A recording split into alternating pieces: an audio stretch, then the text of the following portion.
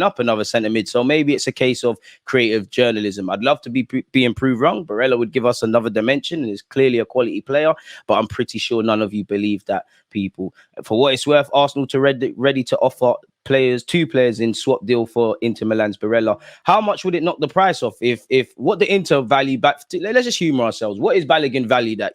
Probably the highest is 50 million. I would say if you're trying to buy Balogun, you're trying to do that for 35, 40. Tomiyasu's probably 25, 30 million. So that's about 70, 80 odd million quid. If you're Inter Milan, you want some cold-hearted cash for Barella. And on top of that, whether you rate Lukaku or not, they've lost Edin Dzeko.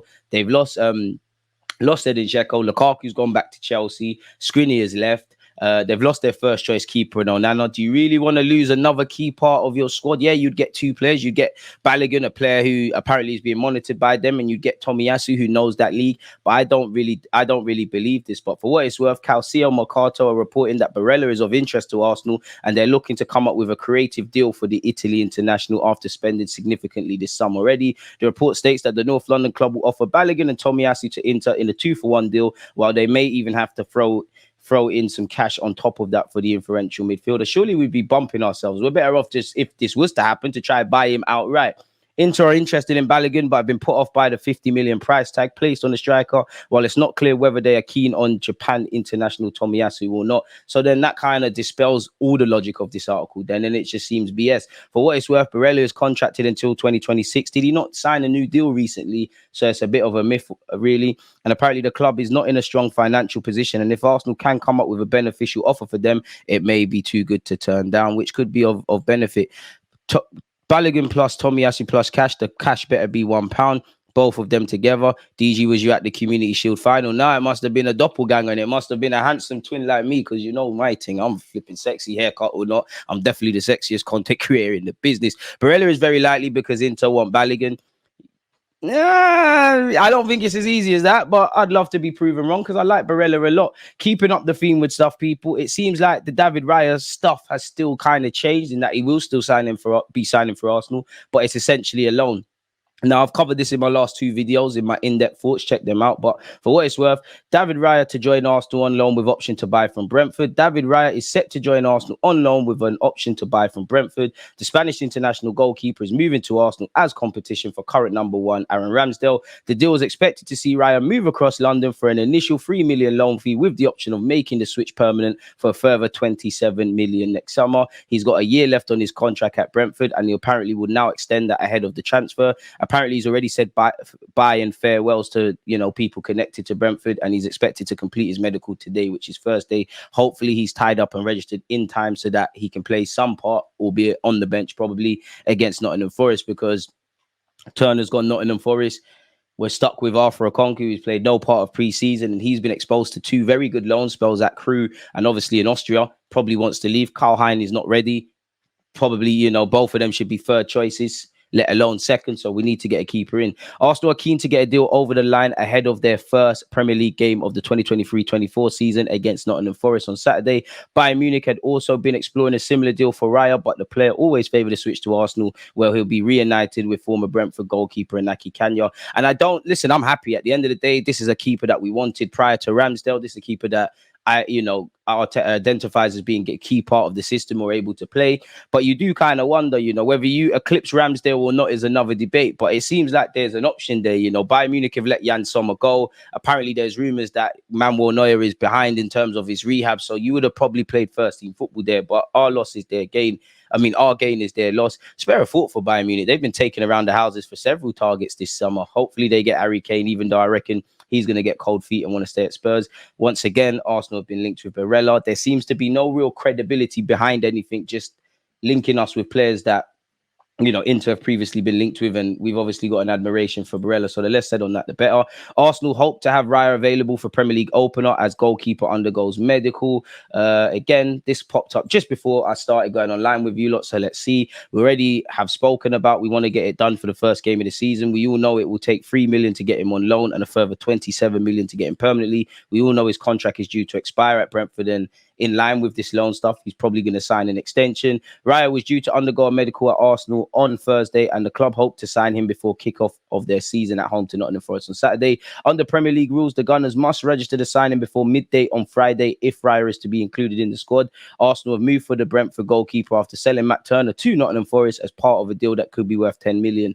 And big up Turner. Ramsdale has said, bring it on as well, people. I don't know if you've seen these comments before. I've read them before, but assuming you haven't, bring it on, said Ramsdale. Nothing comes easy in football, but you need to move along and need to adapt as well yourself. I've done it to other people when I've moved clubs, so I'm not going to be thinking that's never going to happen to me. If it happens, it happens. We'll fight and we'll make each other the best version of ourselves. That's what the manager is telling us as well. I'm sure whoever plays, me, Matt, whoever comes in, the goalkeeper union, people will laugh at it, but it's a real thing. Your individual disappointment will go away and you put the team first and you put that goalkeeper first. Now, you all saw when we went over the Sky Sports article, apparently Arteta has made clear that everybody needs to challenge for their spot if we want to be a team that wins stuff. Ramsdale's had to be patient to take Leno's spot. If you go and look at Raya's background, there's been times where he's been in of a team prior to Brentford, but at Blackburn he was in the team and then became second choice. He's obviously gone at several loans. There's a lot of maturity around the goalkeeping situation. Whether Ramsdale's going to be eclipsed or whether Raya's going to be second choice or first choice, may the best man win.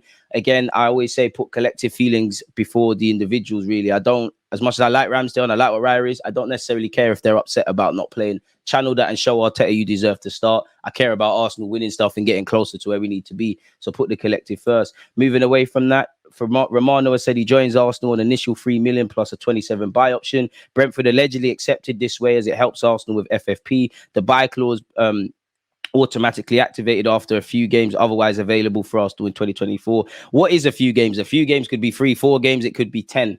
And essentially, I think it's good because it gives us a bit of creativity around our budget. Obviously, playing devil's advocate, Raya's got a year to show that he could be the 30 keeper, or Ramsdale's got a year to show he's number one. You know, if Raya impresses, fair enough, we confirm your deal. If he doesn't, maybe we assess other targets.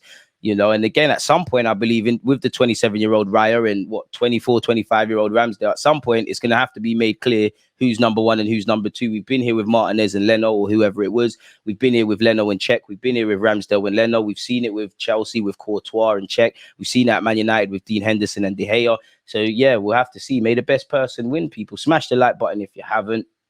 So we've gone over that already. Once again, Matt Turner's joined Nottingham Forest. Arsenal want to make significant sale to fund one more signing. Allegedly, Arsenal are looking to raise funds through the sale of a significant member of Mikel Arteta's first team squad to facilitate the signing of a midfielder. I don't necessarily believe we're doing that. I just think, you know, this is where we're at. You know, we set ourselves clear goals in the summer. We want to renew the deals of, Reece Nelson, Ramsdale, primarily Martinelli, Saka and Saliba. We've done that. Arteta identified Timber, Havertz and Rice. We've got that in. Now it's probably, and obviously Raya's coming in now. Now it's probably just a case of let's just get some players off the wage bill and see where we're at with that. You know, the Marquinhoses, the Pepes, the Tavareses, the Lokongas. Apparently Cedric's not in training. Maybe he's picked up a knock. Hopefully he's negotiating a move away. How much do you think Balogun will end up going for? 35, 40? I don't quite think we'll get 50, but in a window where Edu is proving a lot of people wrong, I hope he can get top money. Still haven't seen these outgoings. I don't really count Turner as he's been directly replaced by Raya, although this is a masterclass. There's lots of work to do. Pepe holding Cedric. I don't think us or every club will get every player gone, but yeah, I agree, man. You know, where Pepe's concerned, there's a lot of resources. You're on 140k a week. Need to get that gone. Completely forgot about Lokonga and Tavares. The sooner they can get their moves done, the better. Holding evidently needs to move on. Marquinhos is going on loan. We've got rid of a couple of under-21s, and you'd imagine Patino apparently is going to Swansea, but you'd imagine the Charlie Patinos, the Tyrese John Juleses, the Brook Norton Cuffeys, players of that ilk. You know, you're not Miguel Aziz. You're not going to really get first-team football at Arsenal this season unless a miracle happens, which I hope could be the case. Probably need to negotiate loan spells away from the club or potentially permanent ones. Shout out South Bend, man. We're back, Davey, man. We're back, man. I don't know what Arteta and Eddie are cooking, but I like it. Imagine if Raya plays against Forest. I hear that. But yeah, keeping up the theme with this, we all know we've spent heavily. We all know we beat Manchester City in the English Super Cup Community Shield. According to The Independent, the Arsenal manager wants to sign another holding midfielder with the futures of Jorginho and Partey still unclear. I mean, Jorginho's still linked with moves away, but his agent has come out, and again, anything can happen, but his agent's come out and said he's staying. Arteta said, I want to keep Thomas Partey. I don't really buy that we're going to get another holding midfielder, another number 6. I wouldn't be against it. I wouldn't be against another central midfielder, but I just don't buy it. I think if we are to sign another centre mid, it's probably someone whose strengths are more in the opponent's half of the field, people. As we know, Partey's been linked with Juventus, Saudi Arabia. Nothing's come of that. Balogun's days appear numbered. He's wanted by Inter Milan, West Ham and Monaco. Wherever you want to go, let's just get the best deal, people. So we'll have to see exactly what's going on. Apparently, disgruntled striker Balogun, however, represents Arsenal's main hope of raising a sizable fee, with West Ham and Monaco having emerged as his most viable destinations. I mean, West Ham, we know you got 105 million, and we know you just got money for Skamaka and Vlasic and a couple of players. And I know they're bringing in Ward-Prowse and Edson Alvarez, but if he goes to a Premier League club, we need even more money, really and truly. Apparently, allegedly, Inter appear to have withdrawn from the running to sign the 22-year-old. Allegedly, Arsenal want around 40 million for the USA international, who appears to have little chance of obviously getting ahead of the likes of Jesus and Nketiah and Havertz in the pecking order. In terms of potential midfield recruitments, Arsenal have been monitoring Southampton's Lavia, but now appear to be outsiders in the race to sign the Belgium international. Liverpool and Chelsea seem to be fighting it out in that regard. And apparently, Arsenal are seeking to make at least one more significant sell in order to bring in a number 6, as Arteta seeks to add more variety to his midfield, really. So we'll have to see. The issue is that, just like with strikers, there aren't many midfielders of that profile available for purchase at the moment, allegedly, people. So we have to see. Once again, West Ham and Monaco are the two main competitors, allegedly, right now for Balogun, and they're only the two only clubs able to meet Arsenal's £40 million asking price. Although we hear Monaco have a budget of 30 million euros, which isn't 40 million quid. Apparently, his preference is to go to one of the Milan clubs. Can't begrudge Balogun for wanting to do that. You know, Italy, lovely way of life. Champions League football where Inter Milan are concerned. We've all seen the caliber of strikers there. Fair enough, go do your thing, really and truly. What has this got to say? Again, Chelsea have made a £48 million bid for Lavia. I'm sure some of us are watching what happens there because we've been linked with him closely. Apparently, they've made a breakthrough in the Caicedo stuff, so it's not really directly relevant to us. Apparently, an Inter Milan director said on Balogun, we want someone who can score goals, and for sure, Balogun is one of the opportunities, but not the only one we're tracking. So that tells you we're looking at Balogun, but there's other targets. Quite harsh on Lukaku deal, I'm not interested. Fair enough. Romano has said Patino to Swansea deal agreed. Here we go. 1 year loan, contracted until 2025. Hopefully he signs improved terms and hopefully there's a pathway. Inter will struggle to compete with the fee Monaco are offering for Balogun, and also for the player's agent. Monaco offer is fiscally better due to a tax advantage. I swear, it's tax-free in Monaco. To go do your thing. Nelson and Balogun are back in training for Arsenal at this moment in time, really and truly. So we'll have to see. Hopefully Harry Kane doesn't bottle it and he does go to Bayern Munich. I think he's going to get cold feet personally. On Balogun, Romano has said AS Monaco have sent a £30 million bid this week. Not enough yet to convince Arsenal. Inter have a budget of around 30 million euros. So apologies, Inter, for the striker, but they can include an important sell-on clause. Both clubs remain keen, but after Embolo broke his ACL, Monaco are really pushing. The players listening to both clubs. Allegedly, you have heard he's agreed personal terms with Monaco and Inter Milan, and West Ham's name across the last 24 hours have been thrown into it.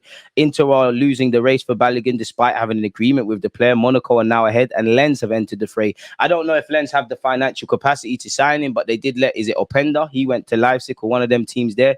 That's probably the link there. And obviously, they're a French club. The French team saw firsthand what Balogun could do in that league. 1 minute, Pepe is going to Turkey. Allegedly, he's received offers from Saudi Arabia and Italy. Did he not receive offers allegedly from Saudi Arabia? And there was issues around wage demands. I mean, if Henderson can get the bag, Pepe can go over them sides and get the bag as well. Once again, apparently, Patino is currently in Wales undergoing his medical at Swansea. Hopefully, he can build on the experience he learned at Blackpool and have a great season, and a pathway can open up. We've also been linked with Zubiamendi. Apparently, Arsenal came very close to finalising 52.5 million transfer before pulling the plug. Mikel Arteta is keen on bolstering his midfield this summer at Arsenal, with several Premier League proven stars linked with a move to the club. Reports claim Arteta came incredibly close to signing Martin Zubiamendi from Real Sociedad when the transfer window initially opened, but the talented prospect no longer appears to be a target. Arteta, man, you're killing me there. Arteta made a midfield overhaul his priority this summer, with Declan Rice his top target in that department. Obviously, we signed him. The England international eventually arrived in a deal worth £105 million from West Ham, and he's replaced Xhaka in the midfield three.